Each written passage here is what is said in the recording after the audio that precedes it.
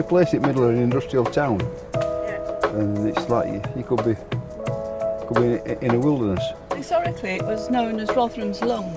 When the first park was first created, 1876, it was Rotherham's Lung, and it was a place for people to come who didn't have gardens of their own and backyards, and to enjoy the open space. Gateway to the Dell. I think it was framed as a surprise view. You were in this dell and you couldn't see out of it, and you went up onto that brow there, and suddenly you could see all Don Valley. All the way to Sheffield. I think in the brief it mentions discovering new open spaces, and this is exactly what this is. Because people don't realise it exists, because obviously it's a bit come down on your own. I mean, underfoot's quite dangerous as well as being a bit lonely. So I think introducing this area of the wood as a new green open space is fantastic. And I argue for it's a green open space, but we need to keep the fairy magic about it as well, and keep it's the secrecy, but also the accessibility. So when you do stumble upon it, you can actually explore the space, because right now it's not very accessible to anybody. You need some very sympathetic paths that don't stand out, that don't glare and clash with natural place. It needs to be very carefully worked out, but it needs to be accessible. It would be nice for somewhere for them to be sit and just put a little bit of tiering into the, probably over there in. So there's the natural hills all over. Yeah. I mean, it's a natural amphitheatre. At the moment, it's very dangerous underfoot, and I think that's got to be the priority. Yeah, and the canopy, I think the canopy should be left, because I think that's part of the beauty of it, is seeing the sun filter through the leaves. Making some soft play with some of the, the branches. I don't know how you feel about that, in some sort of... So using the natural environment to create a bit of soft play. The only concern I'd have with that is only because of where it's located, in vandalism. That'd be cool though. If we could have a Facebook page that promotes people getting involved, then I think, as far as I'm concerned, I think that would be the best approach. We discussed signage.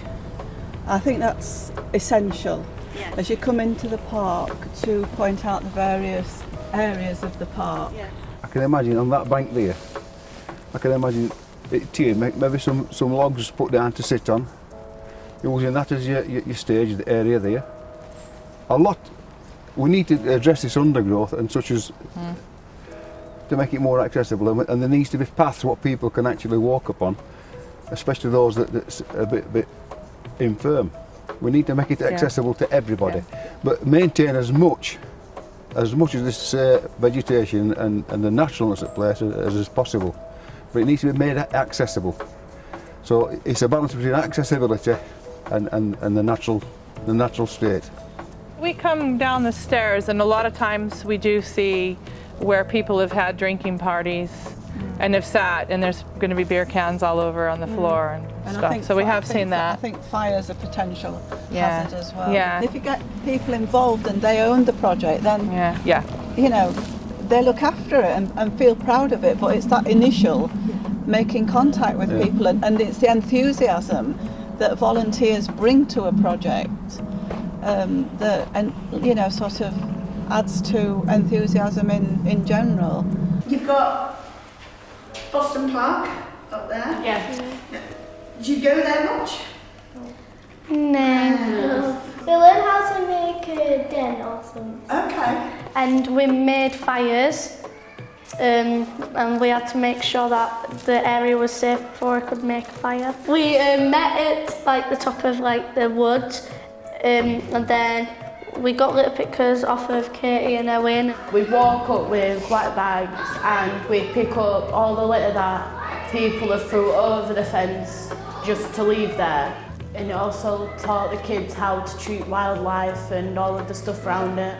I'd cut some parts down more, so there's more space for us and other people and that, and then where we went into where we made the fires and that, make sure all the times that they're cut short so we can get, so other people and us can get there without hurting ourselves. So it doesn't feel safe? On my own, no.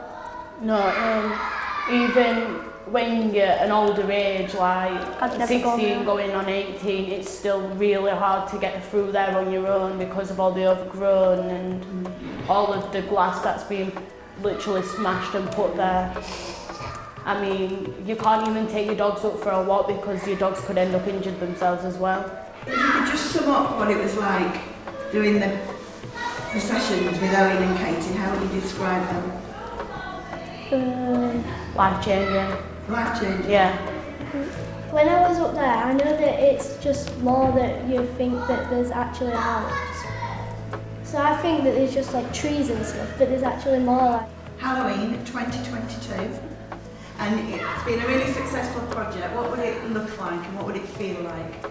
It'd feel more safe to walk up and actually go up with like family, friends, because it'd be more took care of and there'd be less fires and everything, and actually learn more about like the nature up there instead of just going up, setting fires, smashing glass and just literally harming the trees, obviously, because it's horrible how they're treating it. So I think by getting the message out that we're actually doing stuff with it, that other people start to respect it more as well.